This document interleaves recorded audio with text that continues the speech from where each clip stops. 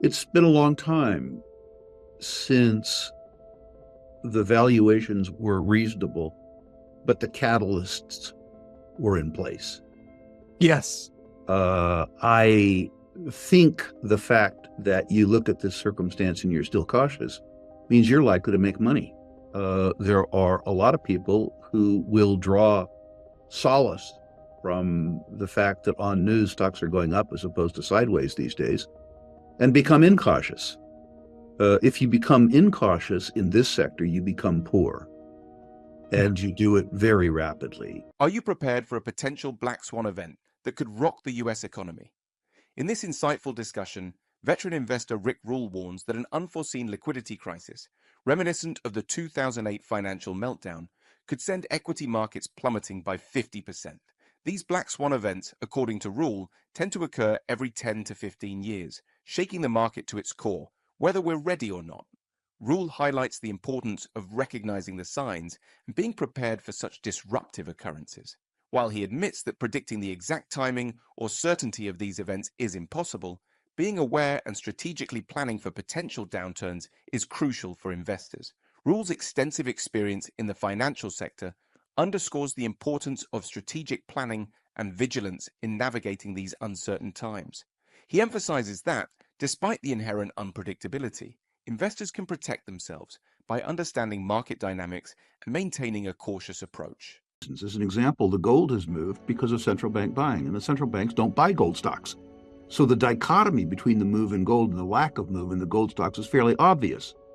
History teaches us that after gold is established, the physical gold has established the uptrend, that eventually the gold stocks follow. So when I say we're in a sweet spot, I really truly think we're in a sweet spot.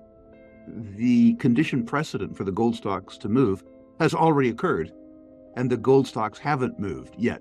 There is a skepticism in the market because of the tepid response of the gold stocks, which keeps other people from competing with knowledgeable speculators such as myself. This feels to me just like as good as it can possibly get. I need to say that when I talk optimistically, I stick to the proposition that I made the last time you interviewed me, which is to say that if you look at the length and breadth of the junior market, probably 80% of them are valueless. So you can't invest in the sector, but probably 5% of the companies generate so much performance that they add legitimacy and luster to a sector where 80% of the participants are valueless. And it is that 5 to 20% that I'm talking about. When they say that there's no financing available for juniors, that's hokum. Most of the juniors aren't financeable. I have participated, I think, in about 20 financings in the last 24 months. And at least 15 of them were oversubscribed, meaning despite the fact that I'm a fairly high-profile investor, somebody who companies like to have on their roster, I got cut back on my subscription. That doesn't seem to me to be a capital short market. But that notwithstanding, I think there are very, very good companies available for very fair prices, and that's a wonderful circumstance.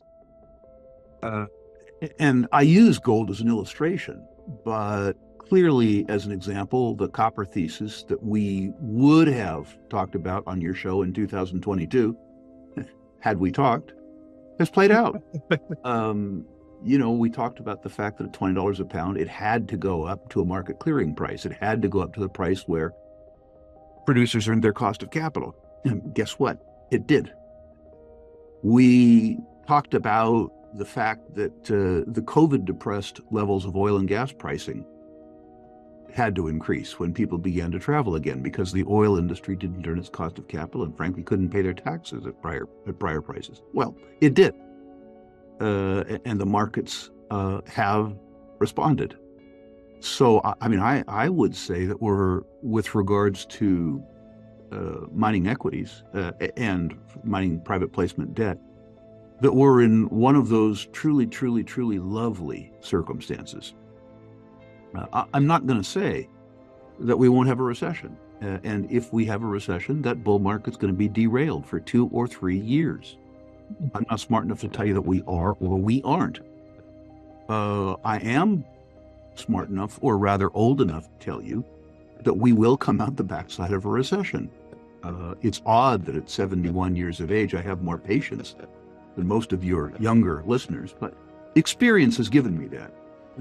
And we will come out of the backside of that recession. I'm also not saying that there isn't some sort of black swan event which could cause a liquidity squeeze, a 2008 style liquidity squeeze, and take all equity markets down 50%. That's something that can happen. It seems to happen every 10 or 15 years, whether we need it or not.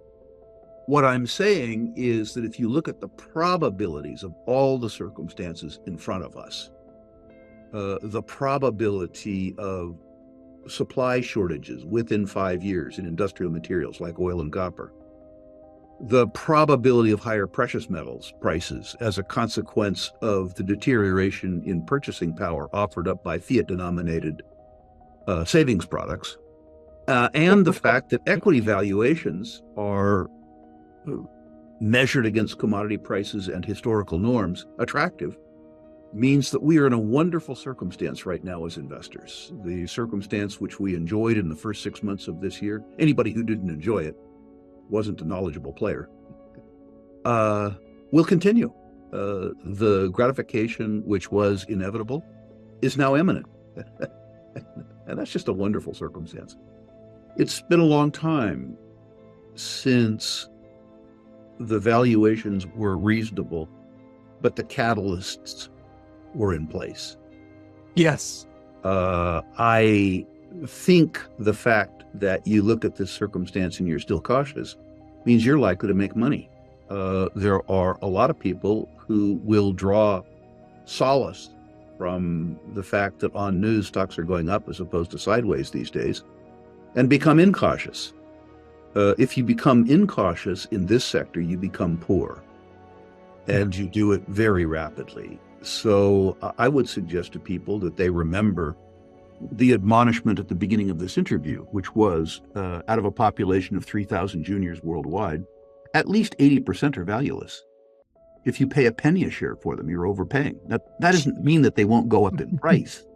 It means that if you juxtapose the price to value, you're exposing yourself to a lot of risk. I would also, Andy, further to that discussion of caution, tell your listeners that one of the things that I've seen is that most people own way too many stocks. As you probably know, I've graded 80,000 investor portfolios over the last 10 years. Mine included. I've learned probably more than I've taught. And one of the things I've learned is that many speculators own way too many companies.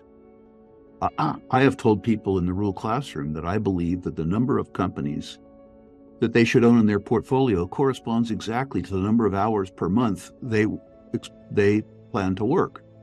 I think you need to allocate a minimum of 1 hour per company per month. Reading the filing statements, reading the annual report, reading the proxy, not listening to podcasts. That comes under the heading general education, not specific education. So if you can afford or stand or like to spend 10 hours a month, then you can own 10 juniors. If you can afford 20 hours per month, then you can afford 20 juniors. But I see portfolios where people who have lives, they have kids, they have jobs, they have stuff like that, and they have 65 or 70 companies in their portfolio. It's impossible that they can follow that many companies.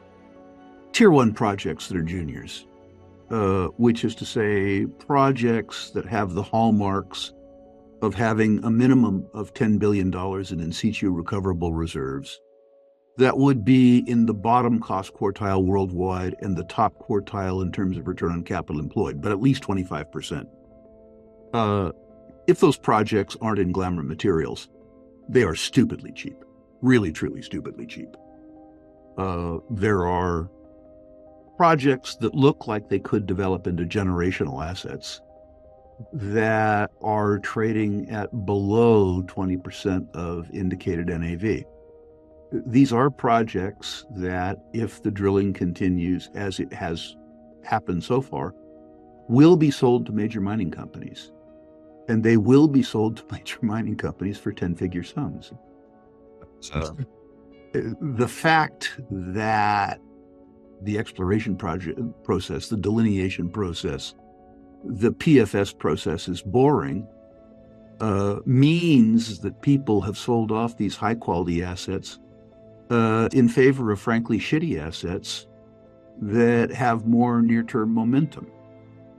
There's nothing in the world that makes me happier than this, by the way. The fact that I can fill my boots for long periods of time with very little competition around assets that seemingly to me have absolutely no downside except perhaps political risk and tenfold upside. So I really like that theme. The other thing I like is grassroots exploration with high-quality teams, really high-quality teams. Intellectual capital is on sale here. I just interviewed somebody who will remain nameless because I haven't bought my stock yet, with a market capitalization of about 2 million Canadian dollars, with $1.2 million in the till, tiny company, and a veteran exploration team who have been active in a country that I like for 40 years. They've been responsible for 6 or 7 economic discoveries. Now, the fact that they've been successful before doesn't guarantee that they're going to be successful this time. But some of the past successes have been sold for, 9-figure sums. These people have spent their whole careers within 200 kilometers of where they're exploring today. 2 properties in the company, $1.2 million in cash with a $2 million market capitalization valuation. This agglomeration of intellectual capital, were this a different type of market, would have a $10 million pre-money market capitalization. So I'm pretty attracted to that. The higher quality third-tier royalty companies have sold off in price uniformly because they bore people. Free cash flow is not a boring topic. And you have some of these companies which have one form or another of definable competitive advantage over their peers.